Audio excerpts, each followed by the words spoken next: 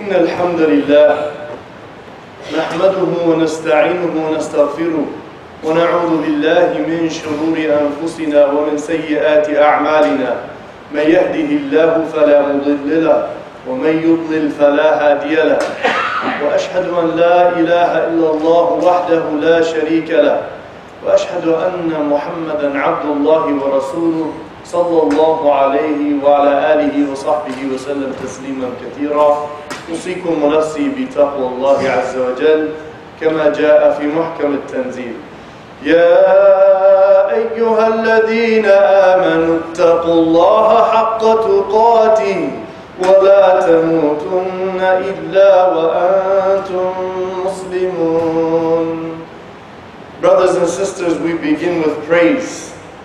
Praise and gratitude is the essence of what it means to be a believer.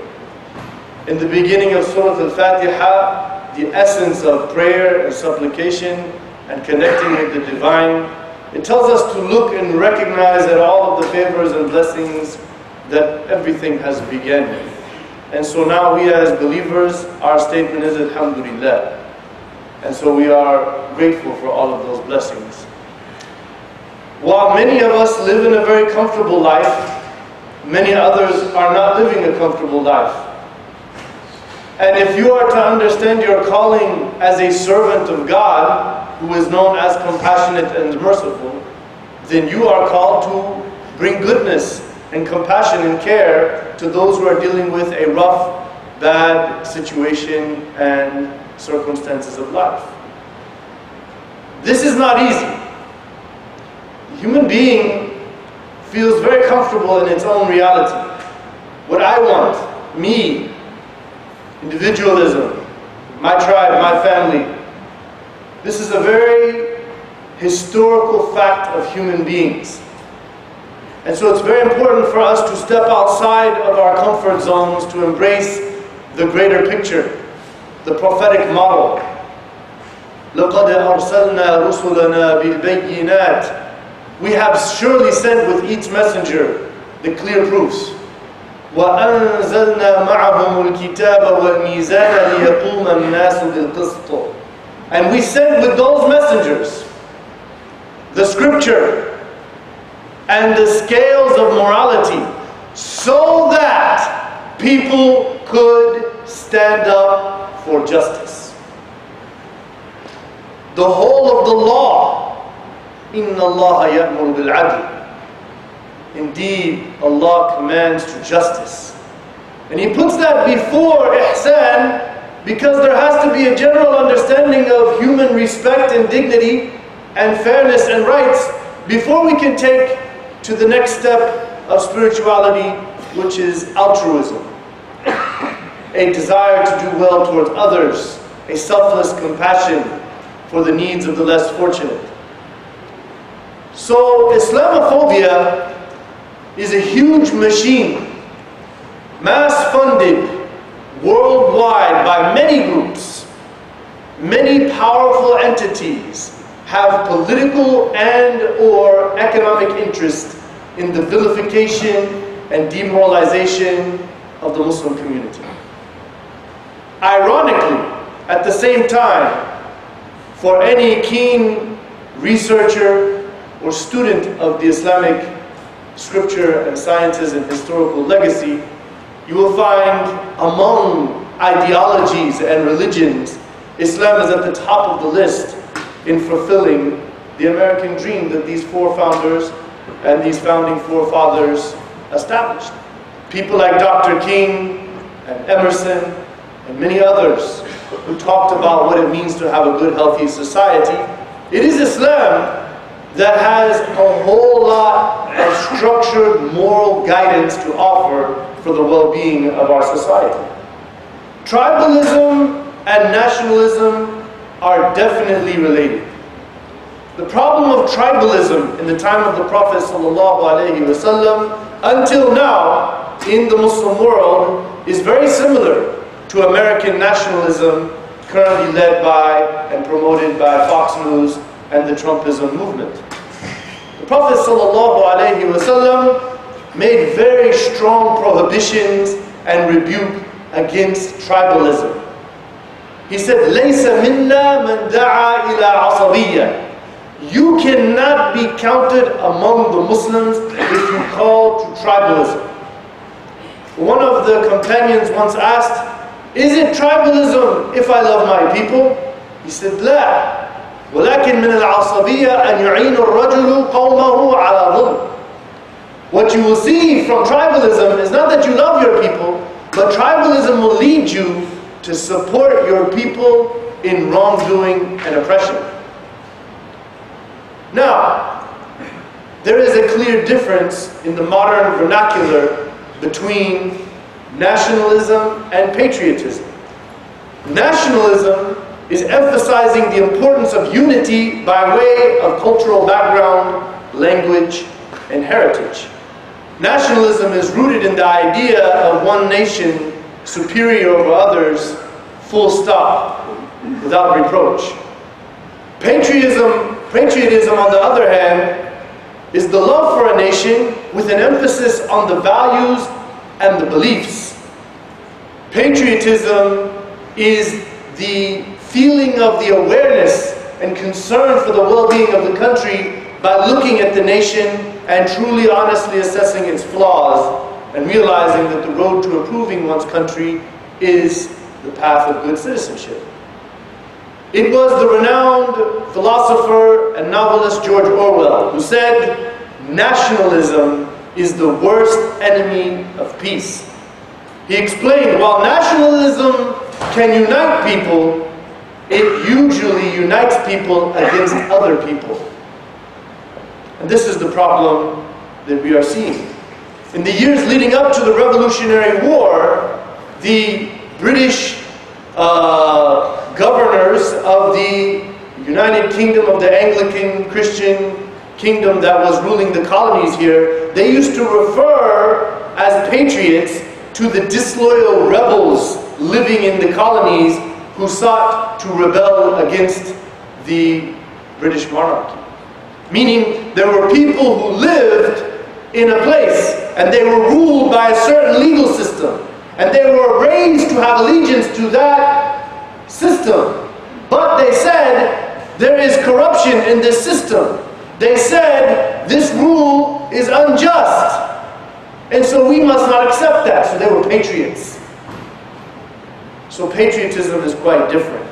I will summarize. Nationalism focuses on romanticizing the historical state, thus make America great again.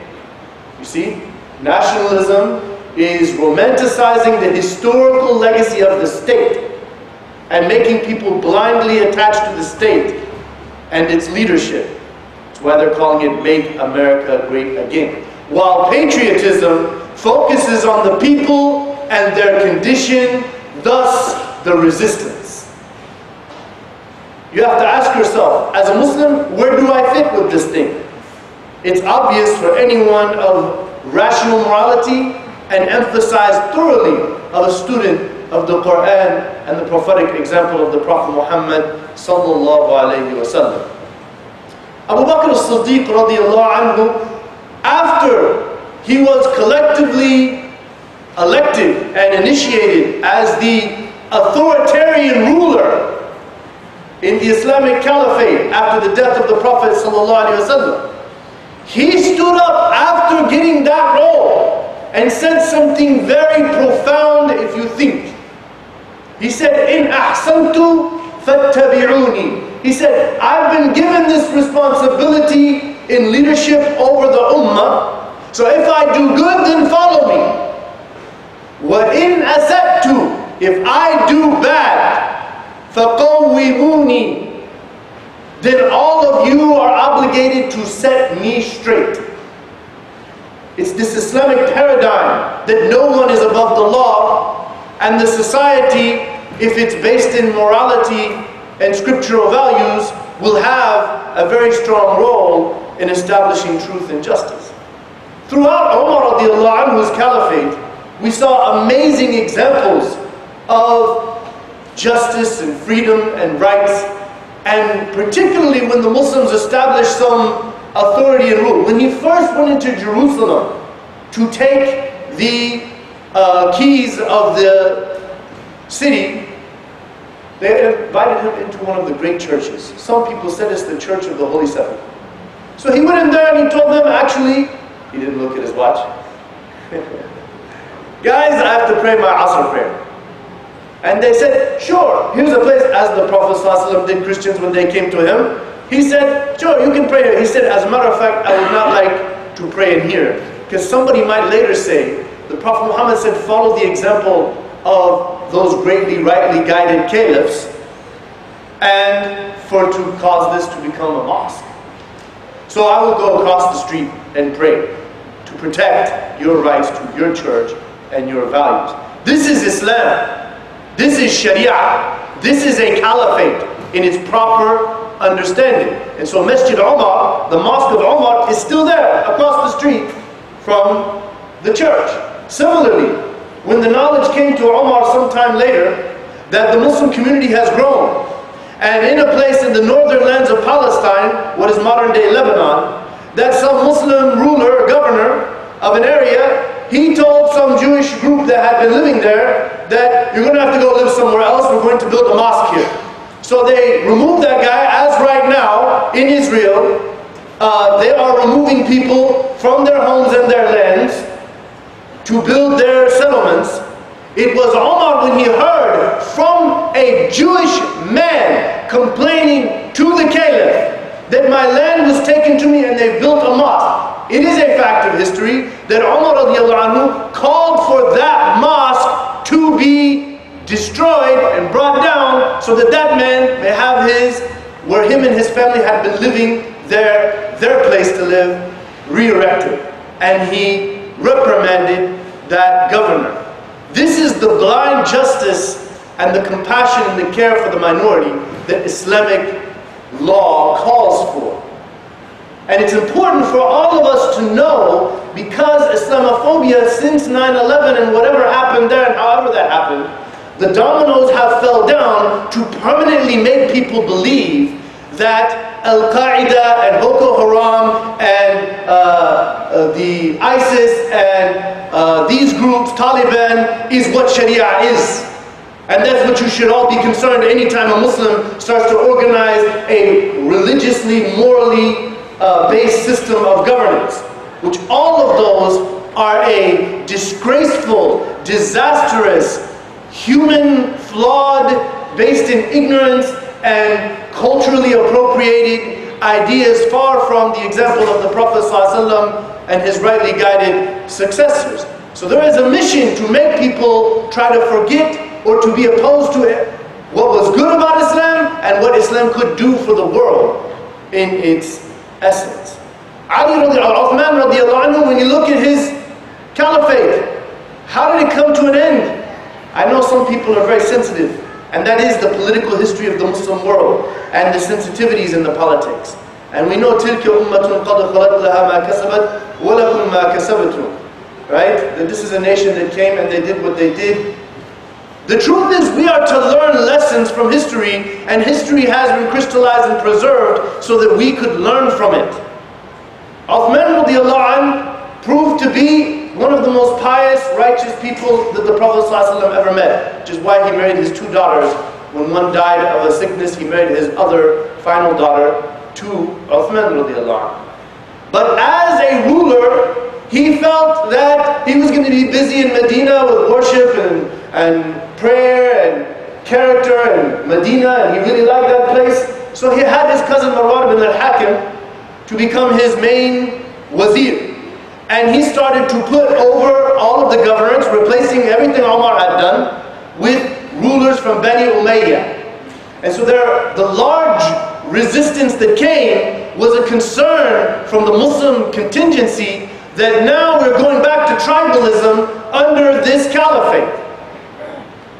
And the story is, what we have in the well-established books, is that a huge delegation came from Yemen and Egypt. And they said, what is this? And so forth. So they sat with Ali and Uthman and many other of the great Sahaba radiallahu anhum, and they said, yeah, there's a confusion, we will look into this, don't worry.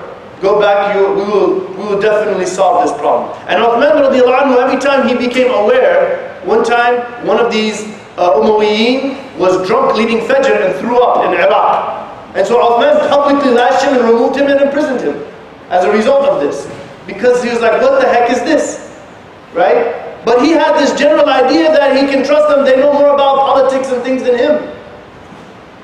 So then there was a letter that was sent with someone that was going past the people, going back to the place, and it said, when these people come back, these people are traitors to the ummah, destroy them. So then they came back and murdered Uthman radiallahu anhu. Now guess who was the writer of that? Of course they're saying Uthman ibn Affan, but it was Marwan who wrote that letter. And so this is the concern that happened. Ali ibn Abi Talib, what is the Khawarij? There were people who had full allegiance to him. You are from the bloodline of the Prophet. You are the rightly guided caliph. And whenever he said no, but now we're in a situation that could become very dangerous. Radiallahu anhu. Ali was saying we need to make a reasonable, in janahu lisilmi fajnah laha. People are saying let's talk and make a decision. He said, who are they to make a decision when you are who you are? He said, no, I'm not just holy because I am the son-in-law of the Prophet sallallahu alaihi wasallam. And there was the Khawarij. That's where they came from. They were originally Shi'at Ali. So he was concerned about this mentality. And if you look at our history, the millet system of the Ottoman Empire, study the millet system. M-I-L-L-E-T. It was well established that Jews, Christians, and others who were like them were allowed to govern their own selves according to their religious courts, according to their understanding, their economy, and everything was preserved. So, just because some people in our history wrongly ruled, mistakenly ruled, went against some of the fundamental and some of the well-established teachings of Islamic law, does not mean we judge Islam and the Muslims as a result of those mistakes. And that's what we're seeing right now.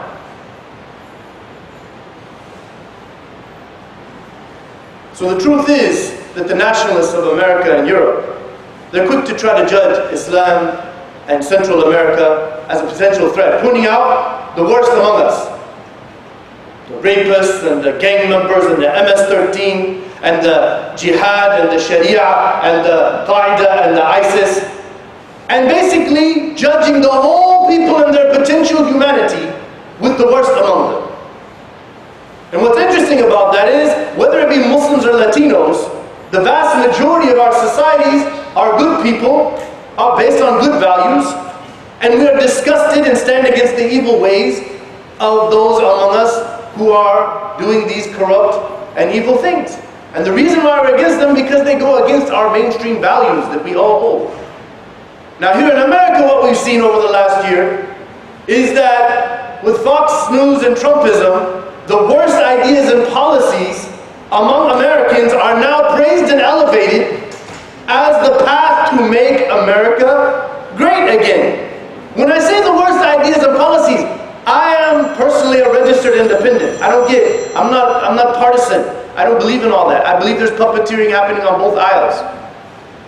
It's a matter of right versus wrong. It's not, oh, we're Democrats and those are Republicans and now we have an ideological discussion. Let's put that aside. There's no ideological discussion. There's right and wrong here. So we have to see where we stand. So right now as we sit here, there's a Muslim ban.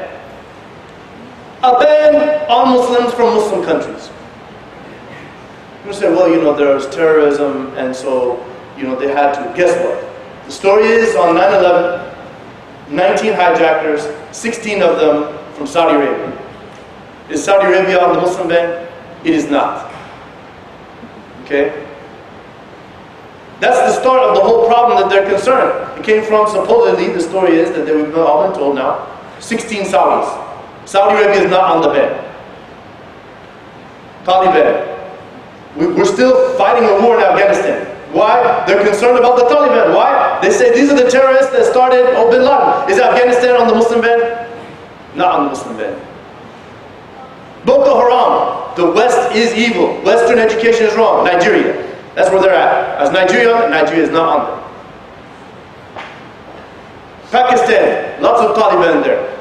The guy, whatever his name was in New York, trying to blow something up. The girl supposedly San Bernardino, Pakistani. Pakistan on there? Pakistan's not on there. So if we are really, because where did this whole thing come from? Trump said in San Bernardino, we need to stop all Muslims coming into this country until we figure what the bleep is going on here.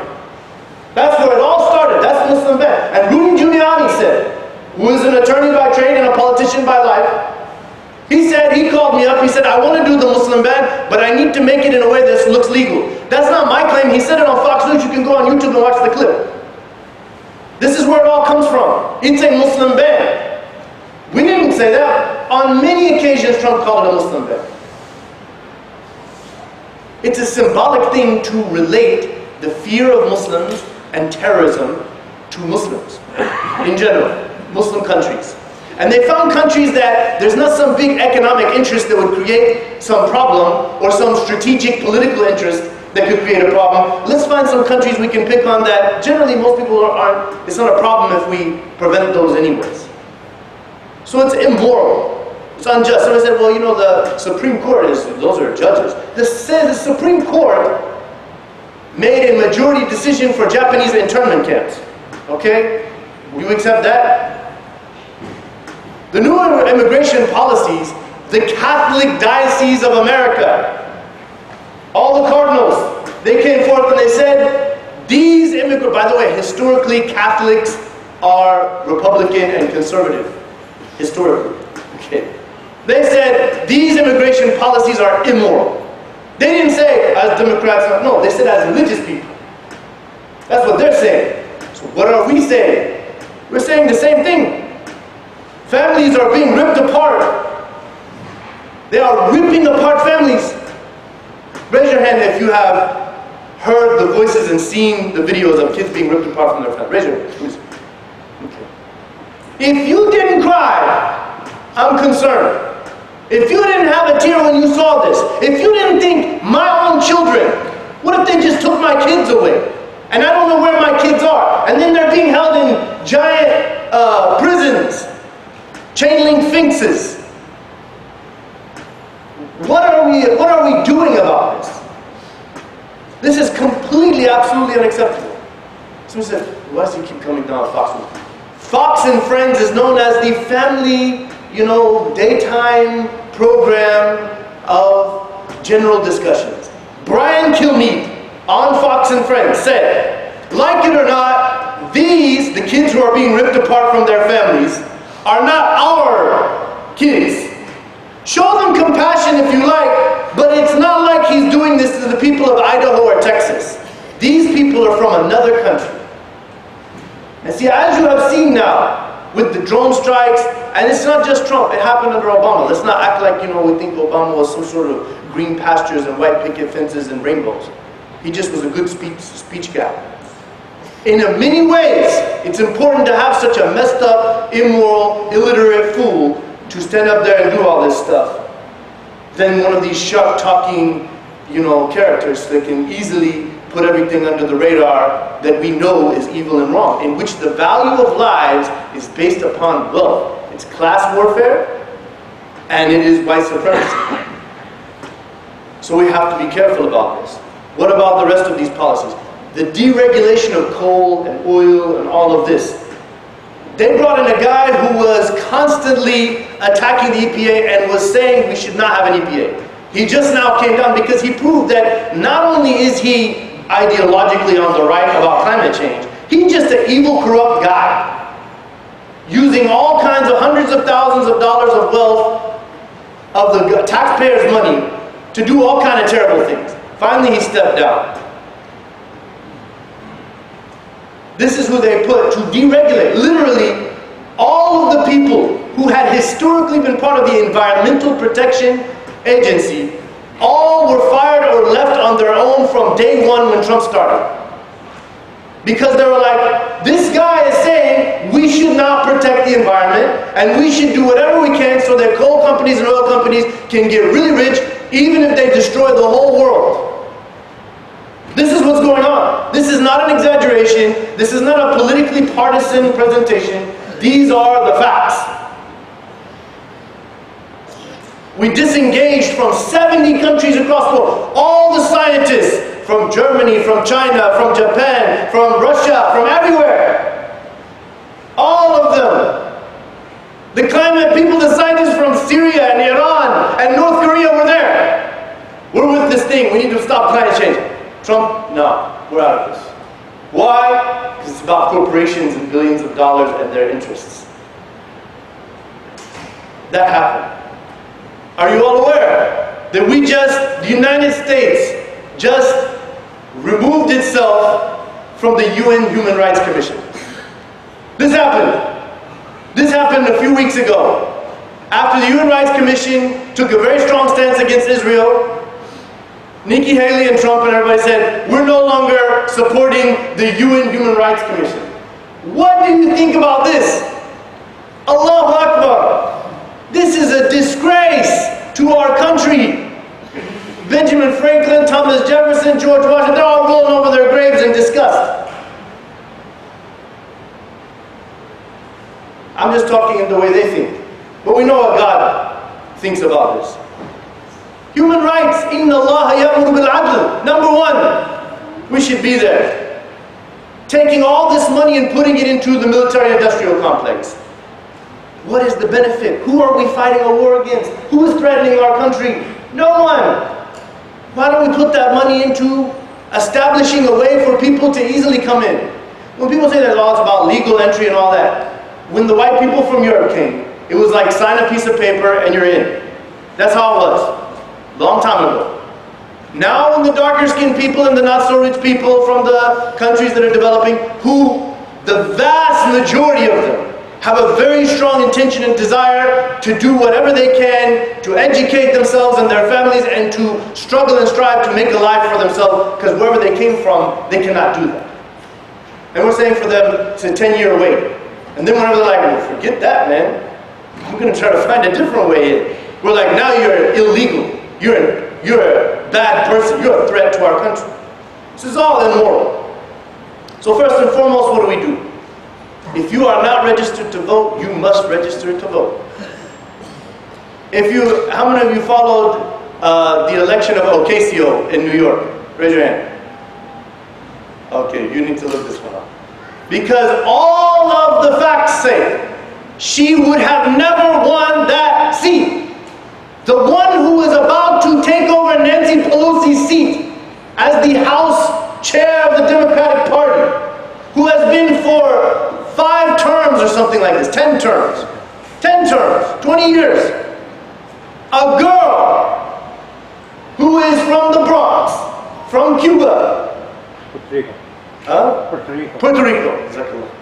Puerto Rico. She went door to door and talked to people and won by 7 points. She obliterated the standing guy, and she's not in politics. She's a person with some good morals and values, concerned about the well-being of the city, and she convinced all the voters that that's what she's doing, and she uncovered and exposed the corruption of the Democratic establishment.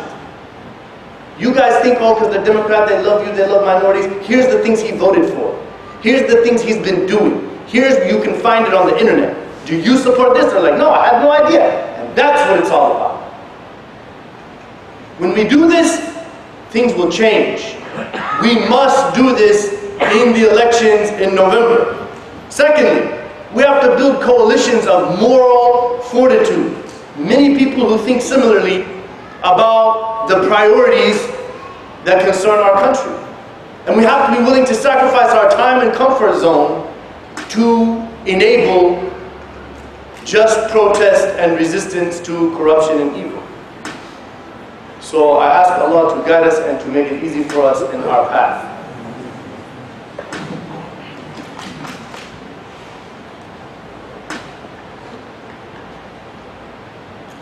Bismillah, alhamdulillah, wa salatu wa salam ala rasulillah wa ala alihi wa sahbihi ajma'in.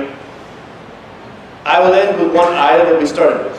لَقَدْ أَرْسَلْنَا رُسُلَنَا بِالْبَيِّنَاتِ وَأَنزَلْنَا مَعَهُمُ الْكِتَابَ وَالْمِيزَانَ لِيَقُومَ النَّاسُ بِالْقِسْطِ. Surely we in the royal we of great power and influence have sent our messengers with clear proofs and evidence as to who sent them And we sent them with the scripture, the knowledge of divine truth and law and the way, and with the scales of justice and rightly guided morals, so that people could stand up for justice. That's what we're talking about. Ya Allah, make us a people who fulfill this ayah. Ya Allah, help us to actualize our claim to the belief in you and your messengers with an action plan that is reflecting that. Ya Allah, help us to have a comprehensive understanding of faith and citizenship as believers. Ya Allah, help us to become the best of the American society, those that are making life better for all other Americans, people who are leaders among the righteous with morals and ideas that make the world a better place. Ya Allah, we ask you to illuminate our hearts with your guidance so that we may be people of wisdom, of good conscience, of respect, of dignity, of compassion, of care and concern for those who are being oppressed, who feel the oppression of those that are oppressed and feel the need and the command from the bottom of our hearts and minds to stand up and resist oppression and evil and wrongdoing. Ya Allah, we ask you to guide us, to make us among those who are guided and to be a means of guidance for others. Ya Allah, we ask you to give us the love of the Prophet ﷺ and the love of his companions. May God be pleased with them, and to follow their example in establishing the truth in the world of Salam.